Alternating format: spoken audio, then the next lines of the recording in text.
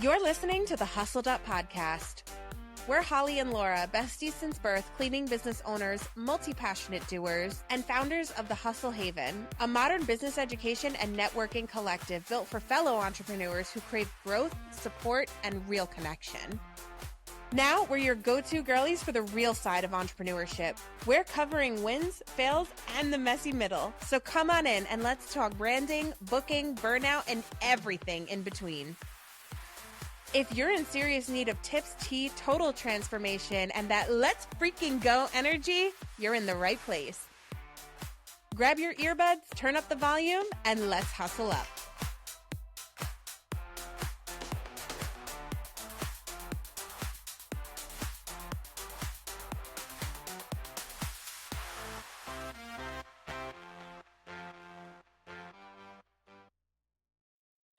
Hello, friends, family, listeners, loved ones. Welcome back to this week's episode of the Hustled Up Podcast. I am your host, Laura. And I'm Holly. And y'all, you don't even know. Well, you do know if you follow us on social media. But we recorded an entire episode, and it was fire. So good. It was chef's kiss. So hopefully this one lives up to the hype. And we didn't hit record. And it was a long one. It was a good one. Many stories told. So many. So we're not going to try to recreate it, but we're just going to do it again. Here we are. Hope that the same amazing stories come up. And maybe even better ones. Yeah, maybe we'll do it better. Yeah. Practice first round, and now it's the final cut. Yeah, the final countdown, if you will. I don't even remember what we were talking about. Oh, yeah. Okay. So today, for the second time, we're going to be discussing things that we stopped doing that actually grew our business. Because oftentimes when people think about growing a business, they're like, what do I need to do? What do I need to add? What do I need to start doing? But actually, the real question you should be asking yourself is, what do I need to stop doing? So as per usual, we have a ton of notes. We're going to talk about some of the things that we have stopped doing that actually made our business grow. And we have some fun stories to share. So stay tuned. We'll be right back. Hey, business owners, are you looking for a better way to communicate with your employees? Whether you've just grown tired of your boring, unresponsive email threads, or you're sick of paying tons of money for something like Slack or Connect Team, Discord is your answer, and I'm going to teach you all about it. In the Hustle Haven's brand new course, Discord 101, I am going to walk you through step by step on how to create a Discord server for your business. This detailed course features over 90 minutes of video content, as well as a bunch of PDF downloads to get your server ready to absolutely slay your employee communications. Get ready to level up your company culture with this free platform. Don't wait any longer. Discord 101 is the course for you. Okay, we are back. And as discussed, we are going to be talking about things that we actually stopped doing that grew our business. Because sometimes growth can look like adding, but oftentimes it actually looks like subtracting. So we're going to dive right in. So the first thing that we stopped doing is that we stopped saying yes to every single client. Ugh.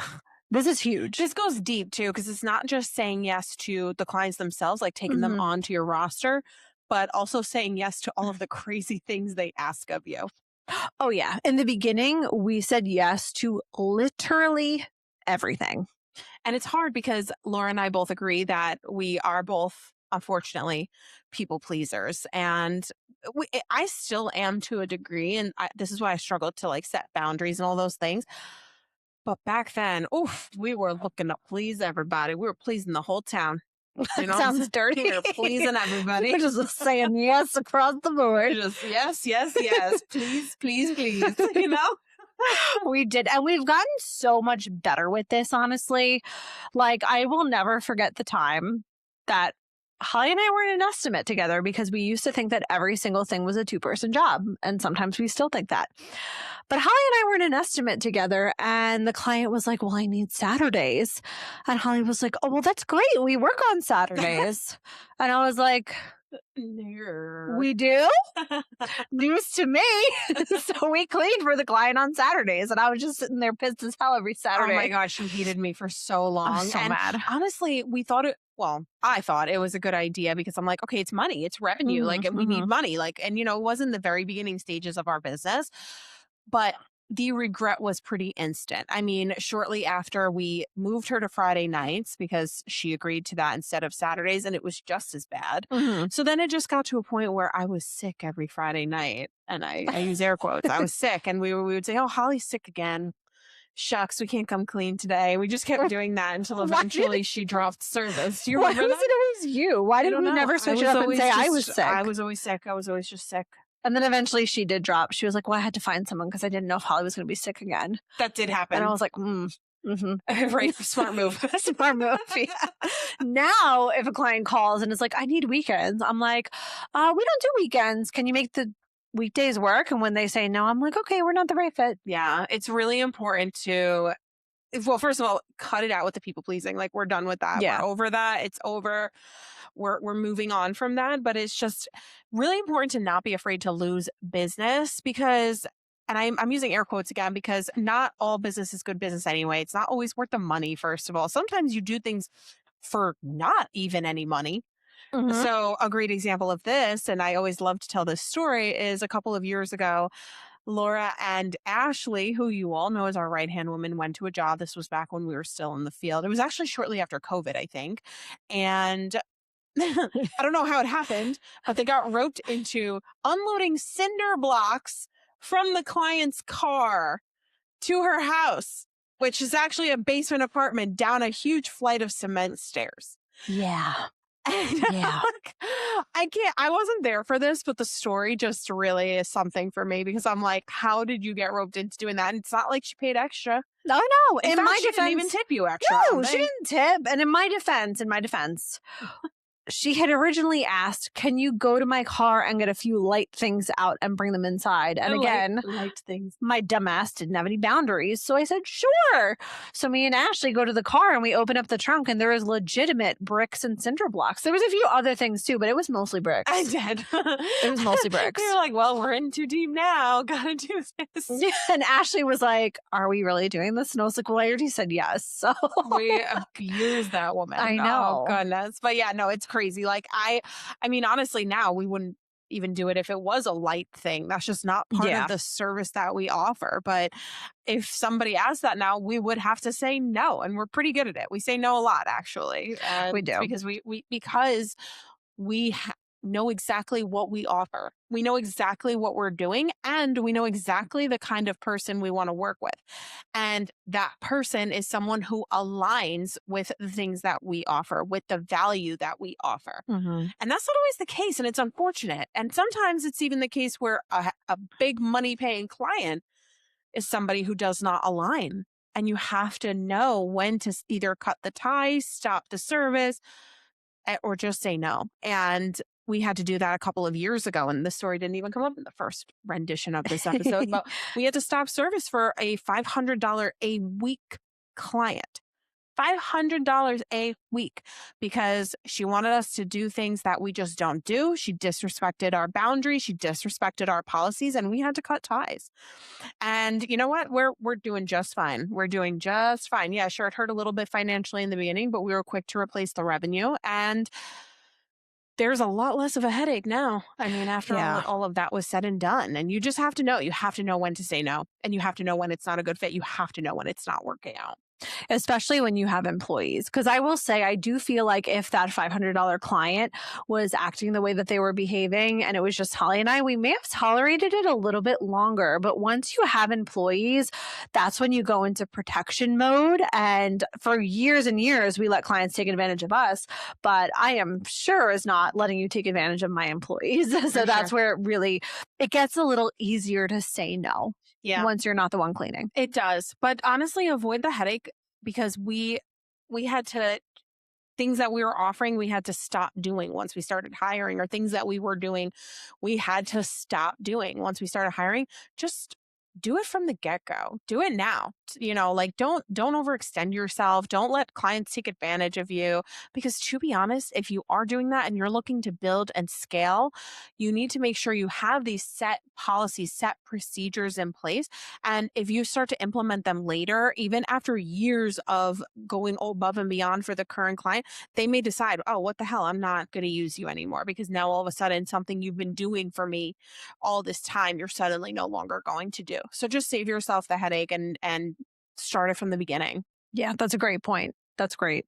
So the next thing I want to talk about is something that almost everybody does, especially in the beginning, is that we stopped underpricing our jobs. And we, guys, if I told you what we charged in the beginning, I'm pretty sure the very first house we ever cleaned, we did for $60, and we were there with a team of 2 for hours. Yeah, you guys made like $6 an hour. Literally, like $6 an hour, because I was like, woohoo! Like, I didn't know any better. And I think it also comes from a place of not realizing your value from the get-go. But let me tell you right now, we've talked about this before, you do not want to be the cheapest service out there. You don't want to be the most expensive, but you also don't want to be the cheapest service, because cheap things are not good and good things are not cheap. Mm-hmm. I will never forget, I was in a tattoo shop once. And I saw a sign that said that. It said, good tattoos are not cheap and cheap tattoos are not good. And it's like, something just clicked. And I'm like, oh my God, it's true. You really do get what you pay for. Yeah. And honestly, if you're a house cleaner or the owner of a cleaning business, if you're not charging at least $50, and that's minimum, that's at minimum, per hour, per person per hour. So if you're working with a team member, you're charging $100 an hour. If you are not doing that, you need to reevaluate, because by charging anything less, you are undervaluing the industry as a whole. And you are teaching clients that it's okay to pay $25 an hour or less, sometimes less. Oh my God, don't even get me started on this. But you should be charging at minimum 50. And you may think to yourself, well, I'm a solo cleaner. I don't need to charge $50 an hour. Well, first of all, Laura and I charge on average $60 an hour. So I'm actually giving you slightly less amount here. But the second thing is that if you are operating above board, which you should be, if you're not, I don't even fully know why you'd be listening to this podcast, because we are legitimate business owners here. We do everything legally, ethically, and responsibly. If you are doing that and you're only charging $25 an hour, what are you even making? I mean, after taxes, after buying your supplies, after gas, and then you're also working at night, right? Because you're charging $25 per cleaning hour, but that doesn't include the free estimates you're going on, the time at home you're spending collecting invoices or texting clients or sending out your reminders if you're not using a CRM like Java yet. Well, I don't know why you wouldn't be, but besides the point. What are you making? Like $5 an hour? I mean, it's just, it's not going to work. So you need to get with everybody else in this industry and raise your prices, because not only are you affecting you and teaching clients that it is okay to take advantage of you and your service and what you're doing, but also in the entire industry, you are diminishing the value of the residential cleaning industry. And it's not okay. This is a skilled trade that requires professional training, in some cases, professional licensing, product knowledge, science knowledge. I mean, so sorry, I'm getting sassy. No, I love it. Get on the soapbox, girl. I'm like, you're turning me on a little bit. I'm like, oh my gosh. I know, sorry, I'm getting a little sassy, but I'm like, you know what? I gotta give you guys some tough love, because if you're over here listening to this podcast and charging $25 an hour, I am giving you tough love. You are worth more than that. Your service is worth more than that. And if your clients can't see it, then guess what? They are not the client for you. They can go pay Becky with a mop or whatever the hell. Betty with a bucket. Betty with a bucket. It's awful and all. They can go pay her, and she can go ahead and be miserable with her lousy $25 an hour and no opportunity for growth or expansion. Bye. Period. Period. I don't know how else to say it. It's a trigger. We started charging. Well, we were aiming for $30 per person per hour, because we just had no idea what the industry was charging at the time. Yeah, it was probably a little bit less than what we're charging now. Probably like 45, 50 maybe back then. But now we're easily charging $58 to $64 an hour. Yeah. So yeah, and honestly, other companies will argue that even that's too low. Yeah, we've been told that. Some of our colleagues are charging more. Yeah, so. Exactly. Yeah. Love that. Very well said. The next one also really hits home. You need to stop being available 24/7 Mm. because, yeah, I know it hits home.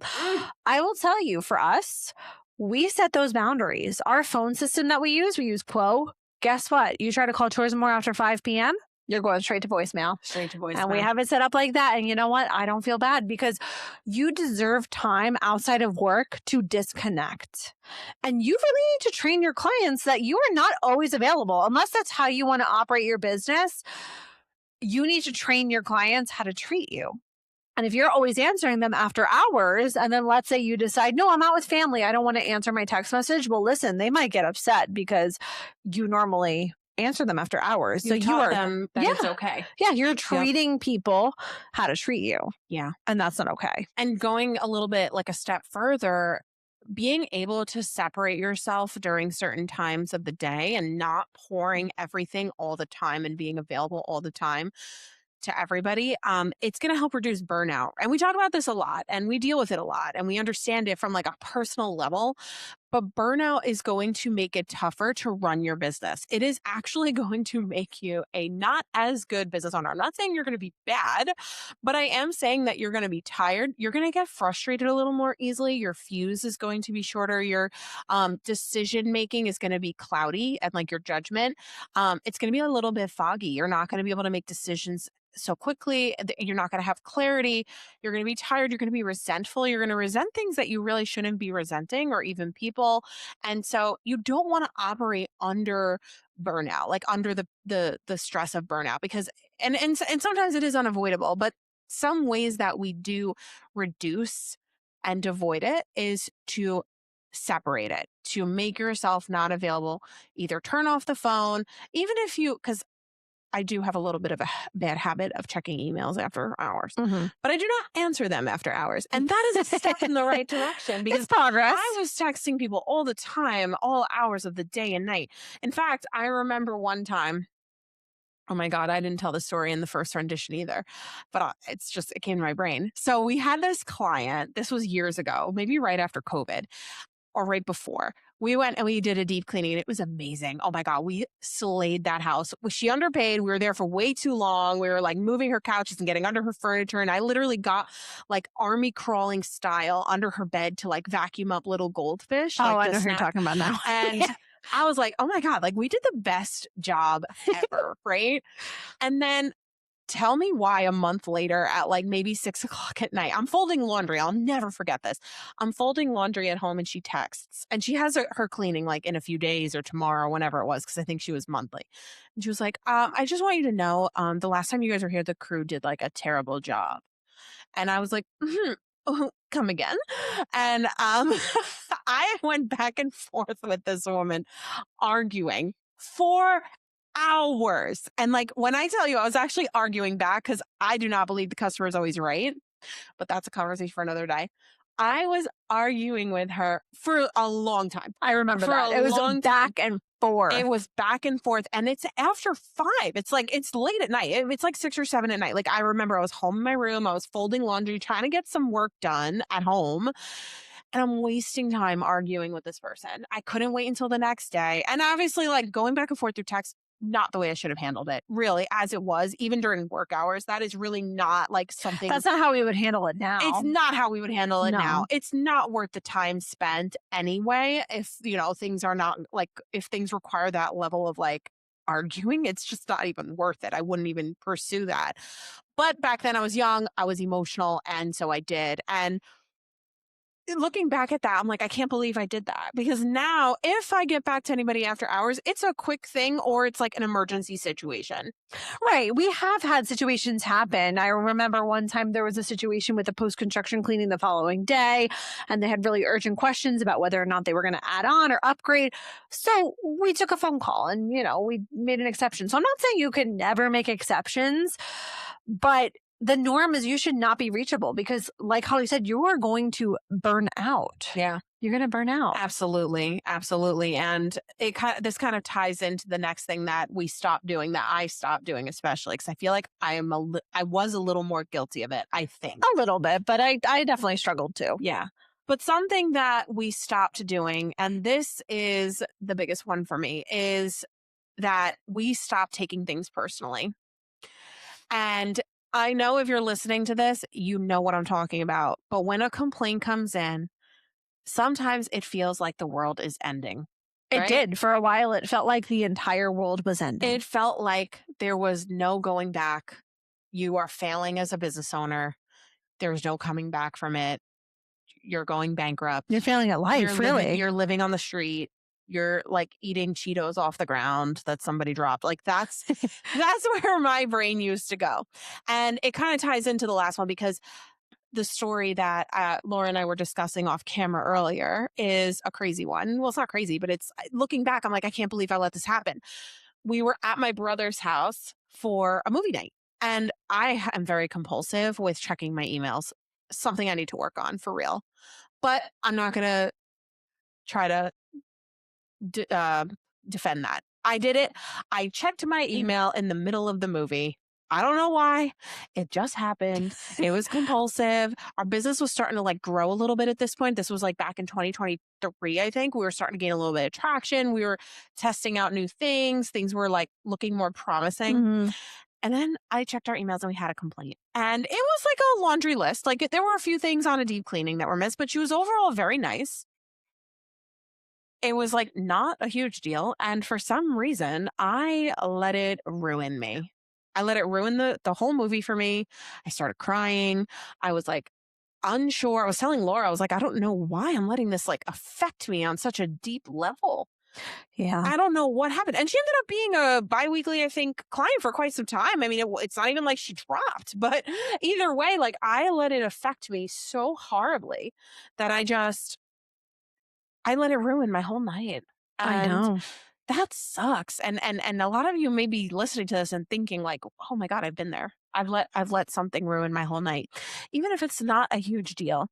Even if it's like hey, you missed this. Can you make sure you get it next time? Sometimes even that hurt back then, you know? I know. It's so wild to think about now because now we're so desensitized to it. Like a massive complaint could come in and we're like, okay, I will deal with this tomorrow. Yeah.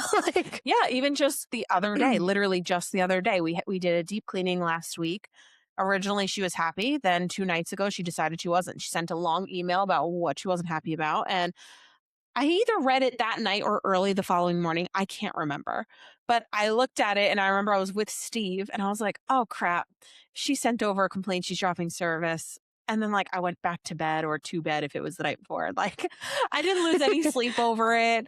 I didn't like panic about it. I immediately did think, okay, I'll reach out to her tomorrow. I'll give her a call. And if anything, I low-key am more annoying when we get complaints in terms of getting the complaint, like receiving it and getting that feedback and understanding what happened.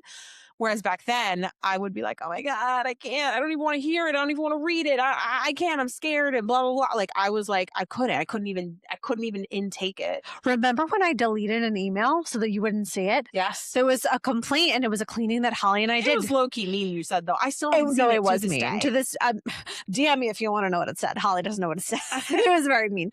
But Holly and I were on the clean with another technician. And I will say, for all of you that are listening and are still in the field, it does sting more when you're getting a personal complaint. For sure. I feel like I can remove myself a little bit.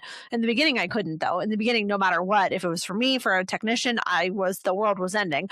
But it's a lot harder to detach yourself from the emotion behind it if you're the one cleaning. Right. But we were at a job and she sent the meanest email and Holly literally said, delete it before I can even read it. And I deleted it. And to this day, she does not know what she said. I couldn't take it in back then. And now it's so far gone, I don't even want to know. And I'm sure it was some shit though. But like, it was stupid. Either way, I was like, I couldn't even, you know what I'm saying? Meanwhile, when this most recent person like sent her laundry list of complaints and tried to cancel, I called her, I texted her, and I emailed her twice. I know. Now we're like, please tell me. Just talk to me. We can resolve this. Like, we just want to know. And all of this to say too, because we have clients who listen to this podcast, I'm sure, and they're probably like, what the fuck? You guys are heartless and mean. You don't care. And that's not true.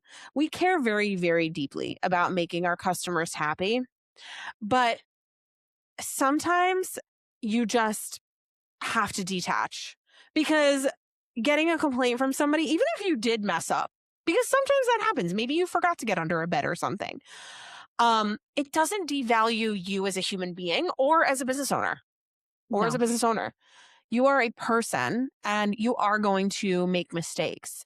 And something that, and I'll never forget this, an industry friend of mine said it a couple months ago, maybe. We were like bullshitting in a group chat, and she said, "It's just cleaning. It is just cleaning. If someone is losing their freaking mind over a dusty baseboard, they have to relax. It is just cleaning." Yeah, we're not performing heart surgery here, people. Like, obviously, we care. We want to do the best possible job. We really believe in what we're doing. But at the end of the day, we are humans. We are not robots. Humans make errors. And sometimes complaints come from unreasonable expectations. That is the case sometimes. Yeah. Some people are literally impossible to please. But sometimes we just genuinely make an error, or we make a mistake, or we forget something because we are human. And if you're letting it upset you, I will never forget, actually, kind of recently-ish, a client dropped and she called me and ripped me a new asshole and said that her husband was devastated. She had never seen him so upset in her life, and he was devastated about something so minuscule. I don't even remember exactly what it was. I don't remember It was either. something I think it was so a little bit of minuscule, a little hairs bit in of the hair, a carpet, little bit of dog hair flying on the carpet. And I'm like, hun, if this is the worst thing to happen to you today, you have a really freaking good life. And again, not that we don't care. We obviously care. That's why we're so insistent about getting the feedback. We follow up a lot. Holly reached out to that woman who tried to drop like 5 different times because so many she wanted the times. feedback. I annoyed the crap out of her. Yeah, we care really, really deeply. But at the end of the day, we are not performing heart surgery. Not performing heart surgery. And like, we'll always try to rectify, as like, we will offer a reclean or complimentary time on the next visit. There are things that we do, but sometimes, like Laura said, there is no pleasing. And so there comes a point where you just have to let it go and laugh it off. I mean, there just comes a point. Do what you can to make it right.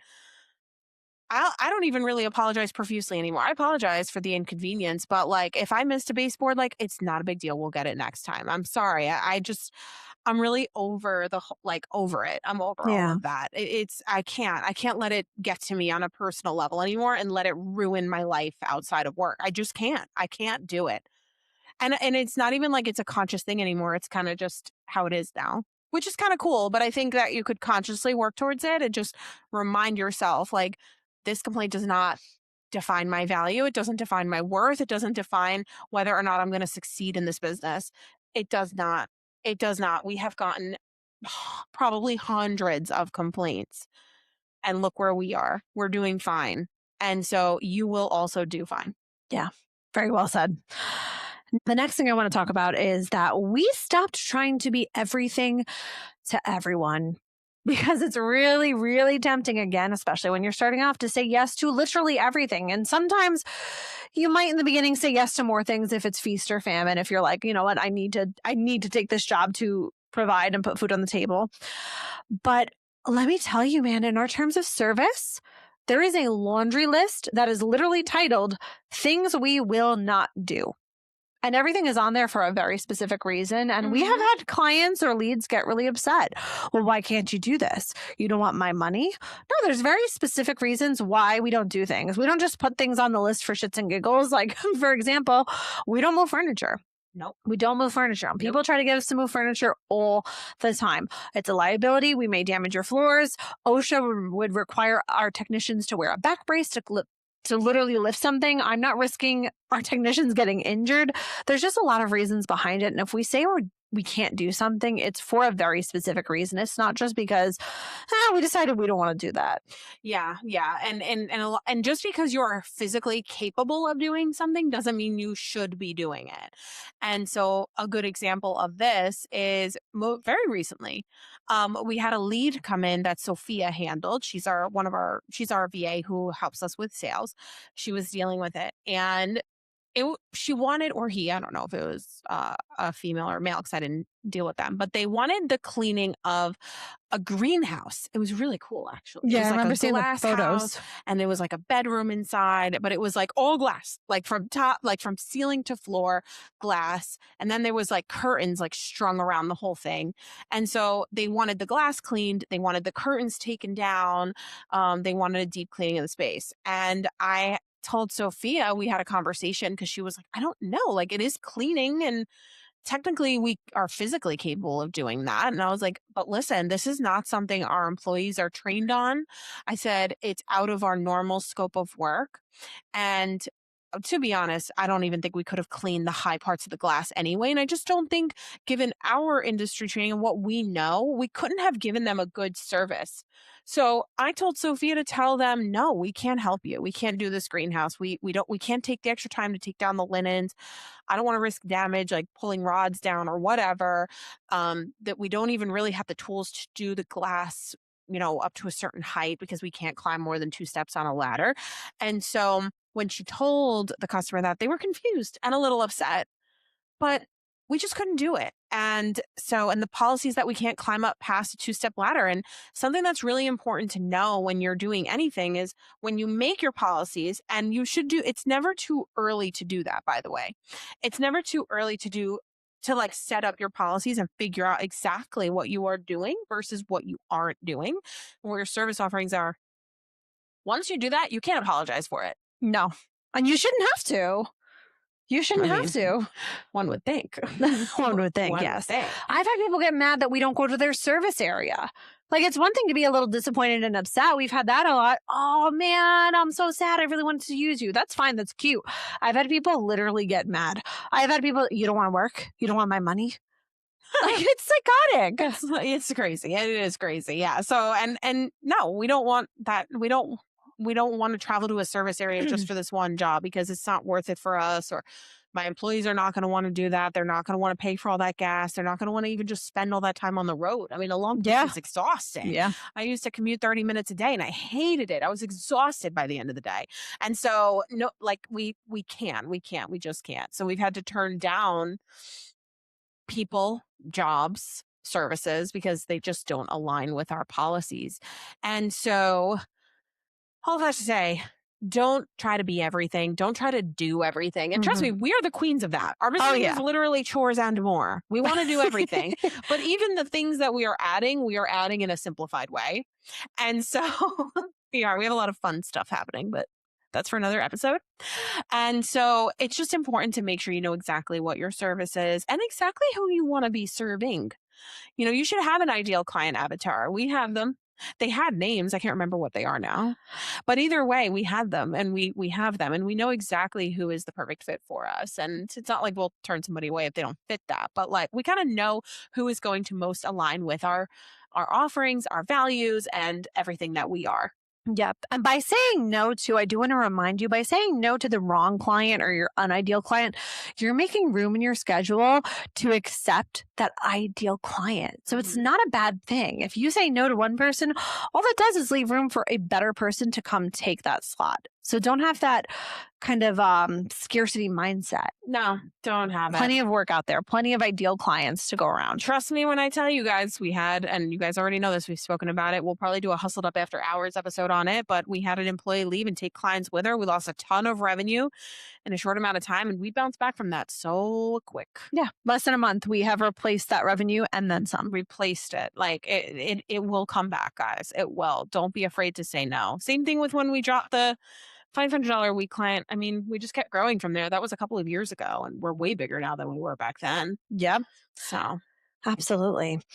So the next thing, and I feel like we don't even need to spend too much time here because it's kind of obvious, but we stopped keeping toxic employees. Let me tell you, there was a time where we had a whole staff of really toxic employees, and I just didn't even know any better. Like, you had a pulse, you had legs, you're hired. I know. No, it's horrible because I'm like, the things that we tolerated and the things that we accepted, it blows my freaking mind. It blows my mind. The disrespect that we tolerated from our former employees is actually insane. Yeah. And when you've heard it before, when they say hire slow, fire fast, oh, please do it. Like, don't just think that's a saying. You really you need to be picky about who you allow into your company because your company is your safe space and you need to be super picky about who you let in and who you let stay.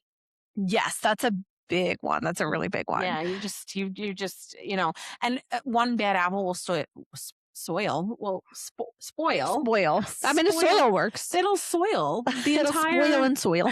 the entire bunch. I mean, it'll ruin your company culture. You'll have other people suddenly complaining. I mean, mutinies can start. Worst comes to worst. Like, you just never know. So it's better to just not do desperation hires. And to that, when you are a growing business, once you start, actually scaling, always make sure you're overhired, because you never want them to have leverage. Yes. You always want to be the one who has the leverage and the upper hand and can make those hiring and firing decisions as you need, no matter what. Because there were times where Laura and I held on to an employee because we could not fire them, because we did not have a choice, because we needed the bodies.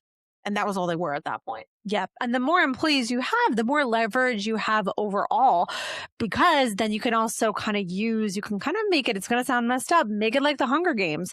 The good employees who are performing well, reliable, have a positive attitude, they're going to get the hours. If you're underperforming or have a crap attitude, you're not going to be prioritized for hours. And our employees know that. We bring it up at literally every single meeting. Yep.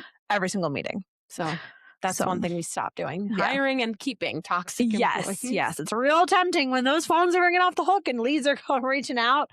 Real tempting. And I want to wrap up with another really important one, is that we stopped discounting for everyone. And that's not to say that we don't still run discounts, because we do. We still run sales. We'll discount last minute priority cleanings to fill gaps in our schedule so that our technicians' schedules stay full. We run sales throughout the year. Like, we have Christmas in July coming up. We have the spooky savings, Black Friday. That's all fine and well, because it's planned for and it's intentional. Mm-hmm. What I'm talking about is when you're on a phone, you say the price and the client goes, "Ugh, that's way too expensive. Can you do any better?" No, lady or man. My pricing is very intentional. It is very specifically calculated. And if you want a good service, a quality service, the only service that I'm willing to deliver to you, I can't come down in price. I'm sorry. Yeah. I'm sorry. Yep. And it's really easy to just be like, okay, I'll lower it. Mm-hmm. I'll lower it. And I'm going to give you another story time. In the beginning of our business, it was in the very beginning, like brand new, first few clients. We had one client on Thumbtack, and we quoted, I think, on Thumbtack, so like it was fine. She agreed. We went. It was still way too low, but beside the point. We went. We cleaned. All was good, and she loved us so much that she referred us to a neighbor, and we went and did an estimate same day. I remember it was like right after that first cleaning, went and did an estimate, and we gave her price. And Laura says it was around $120. I think so, yeah. And the customer said, "I want to pay $80." And we said, okay, sure thing, no problem. And so we took on this job bi-weekly for $80, and I hated it every time. Oh my gosh, I hated it. I was miserable. I felt like it wasn't worth the money, which it wasn't. Nothing is worth it at $80. A whole house. Like, this was a 2-bathroom house, I think it was. It was a 3-bed, 2-bath, I think. It was a 2-story home. House, no. Yes. And I was like, this is not worth the money. It's not worth it. But we didn't think to increase our price, because we were like, we gave her this price. We agreed to this price. We don't want to lose her as a client, right? Mm-hmm, mm-hmm. But then she got a dog, a golden retriever puppy. And I was like, this is my breaking point. This is my 13th reason to increase your price. So we texted her. We were like, listen, you got a new dog. We got to increase your price. I don't even think we raised it that much. I think we brought it up to like 100 from 80. It wasn't even the original friggin' price that we had quoted her like 2 years prior. And she was like, I'm not doing that. Cancel my service. And I was like, what the helly? So really, we let her dictate her price, and then we taught her that would be okay until we tried to take the power back. Yep. And she ended up dropping anyway. So we did all of that for really like nothing, because we were miserable the whole time. She didn't grow with the company. She ended up seeing herself out when we finally decided to charge our worth, which again was not our worth at all. No. But just that little increase after getting a dog, a major life change, mind you. And she was out real quick. And even we did an estimate for her brother like the next day or maybe the same day. I don't know. I don't remember. But we ended up doing an estimate for the brother down the block, and we gave him his price. And she negotiated that. She negotiated for him. Yeah, she was like, my brother wants to pay $100. And we were like, okay. We're so stupid. But we were so desperate. We were in a desperate situation. We needed money. And in our mind, $80 was better than nothing. But it wasn't, because we were at the client's house miserable and mad and resentful. And it's not necessarily even her fault. I mean, yes, she should not have negotiated, but we said yes. We said yes. It's our fault. And what could we have done? I mean, because we were spending so much time there too. I mean, we were so there much for like time. 3 hours a pop. Yeah, changing bed sheets, a sink full of dishes every visit. It was crazy. Like, what could we have done with that time that was more valuable? Or what better paying client could we have had in that place? She's a schedule holder, like a placeholder in the schedule, but at $80, that's not our current, our current rate. So now we maybe have to turn away somebody, and we have had to turn away business in the past. Yeah. Because we didn't fully understand how to do things. So we were turning away clients or closing our books. And I'm like, I look back at that now and I'm like, oh my God, we closed our books to higher paying clients in order to keep the like shitty low paying ones. It's wild, actually. I feel like we felt a sense of loyalty too, I will say. We've definitely in the past, whenever we reevaluate and we have to do price increases, because that has to happen every once in a while, we always struggle because we're like, well, they were loyal to us when we first started. They trusted us when maybe nobody else would. But loyalty kind of works both ways. It's like, no, but we've been servicing this person for X amount of years and we've also been loyal to them. Yeah. So you have to, it's a two-way street, man. Loyalty works both ways. Yeah. And if a client is not willing to pay you what they're worth, are they really loyal? We just had to lose, actually, another story, or let go. Well, we didn't let them go, but I had to let go of her gracefully when she dropped. Somebody who was a weekly client recently, and she wanted beds changed, and it took so much extra time. Our technician ran an hour late, and I was like, I cannot keep giving this to her for free. I can't do it. It's not fair.